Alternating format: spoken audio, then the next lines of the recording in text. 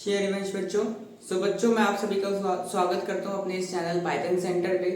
बच्चों जो आज हम बात करने वाले हैं, आज हम देखने वाले हैं आपके यूनिट 1 के चैप्टर 1 का ओवरव्यू कि उस चैप्टर के अंदर क्या क्या टॉपिक्स रहने वाले हैं जो हम लोग पढ़ेंगे। तो आज हम उसके ओवरव्यू के बारे में बात करेंगे कि कौन कौन से उसके सब टॉपिक्स है जिनको हमें पढ़ना पड़ेगा।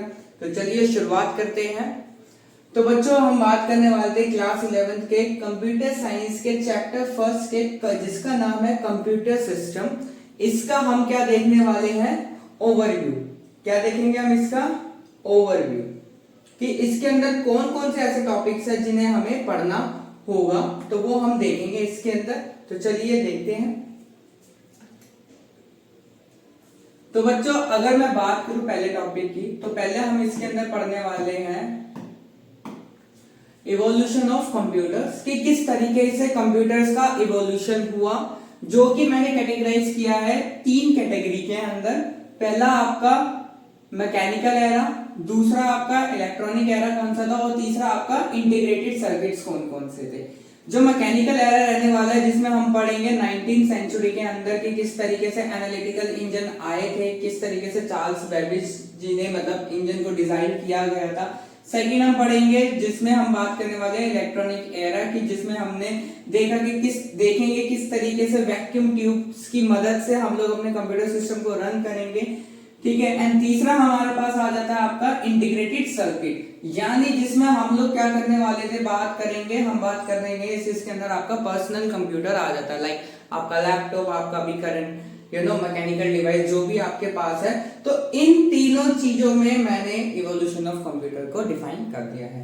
तो ये भी चीज हम पढ़ेंगे। पहला टॉपिक तो ये रहा आपका कि हम लोग क्या पढ़ेंगे, इवोल्यूशन ऑफ कंप्यूटर। अगर मैं बात करूं सेकंड टॉपिक की, तो सेकंड टॉपिक जो हम पढ़ने वाले बच्चों को पढ़ने वाले हम लोग कंप्यूटर मेमोरी। किसके बारे में हम देखेंगे, कंप्यूटर मेमोरी के बारे में कि कंप्यूटर मेमोरी क्या होती है, जो कि हमने डिफाइन की गई है 3 तरीके की।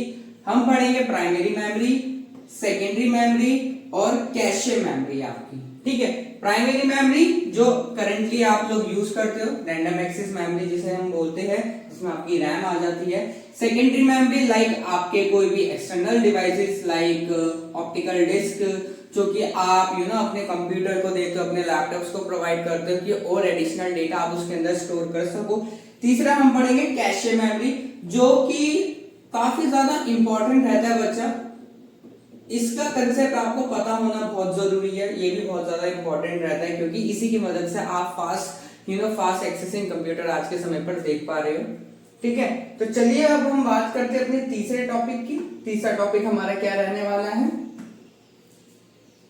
तीसरा टॉपिक बेटा आपका रहने वाला है इसी चैप्टर के अंदर।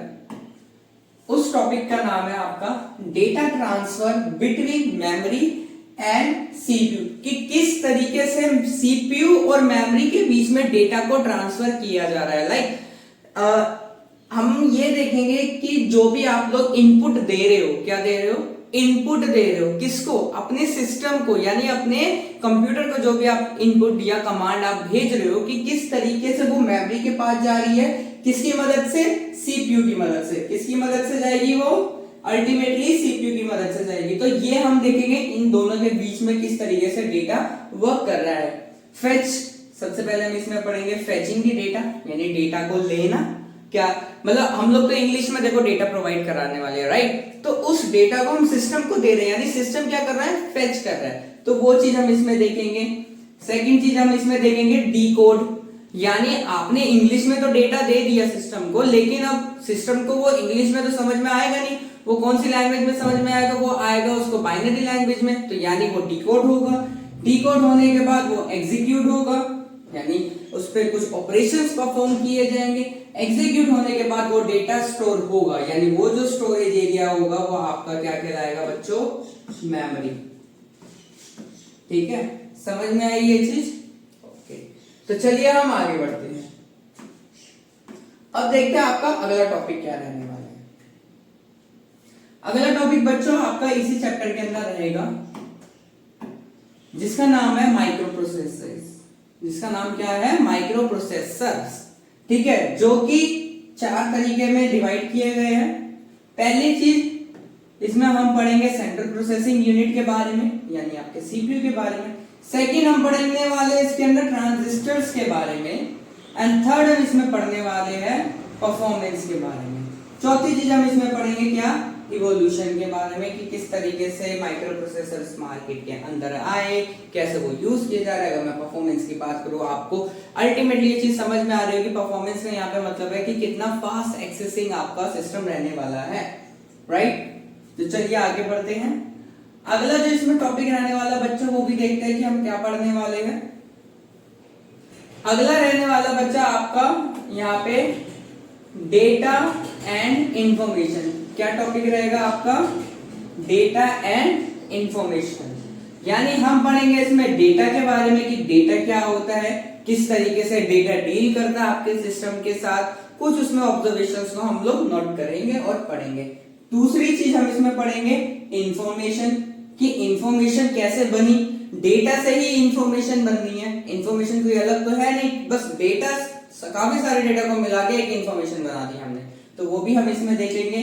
ट्रांसफॉर्मेशन देखेंगे, जिसमें हम ये देखेंगे कि कंप्यूटर किस तरीके से एक क्रूशियल रोल प्ले करते हैं आपके डेटा के साथ। चौथी चीज सिग्निफिकेंस उसका, कि क्या वो डेटा अच्छे से मैनेज हो पा रहा है या नहीं हो पा रहा, उसको देखने का तरीका भी हम इसमें जानेंगे इस टॉपिक के अंदर।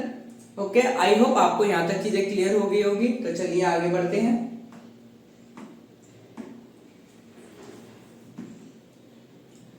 तो बच्चों, जो आपका अगला टॉपिक इसी के अंदर रहने वाला है, जो हम पढ़ेंगे, आपका जो अगला टॉपिक रहने वाला है, आपका अगला टॉपिक रहने वाला है सॉफ्टवेयर एंड ऑपरेटिंग सिस्टम। किस बारे में हम बात करेंगे, हम बात करेंगे कि सॉफ्टवेयर्स क्या होते हैं और ऑपरेटिंग सिस्टम क्या होता है। देखो बच्चा, सॉफ्टवेयर ही ऑपरेटिंग सिस्टम से डील करता है और ऑपरेटिंग सिस्टम ही सॉफ्टवेयर से डील करता है, ठीक है। दोनों में वाइस वर्सा चलता है। जिसमें हम पढ़ने वाले हैं आपका एप्लीकेशन सॉफ्टवेयर, ठीक है। क्या क्या एप्लीकेशन सॉफ्टवेयर आपके पास होते हैं, ऑपरेटिंग सिस्टम कौन कौन से होते हैं, लाइक आपके पास विंडो होता है, मैक होता है, लिनक्स होता है, ये सारी चीजें हम देखेंगे। और सिस्टम सॉफ्टवेयर हम देखेंगे, ऐसे सॉफ्टवेयर जो सिस्टम्स के लिए ही डेडिकेटली बनाए गए, लाइक आपके ड्राइवर्स हो गए, आपकी यूटिलिटीज हो गई, आपके कंपाइलर्स हो गए, राइट। आई होप आपको यहां तक चीजें क्लियर हो गई होगी।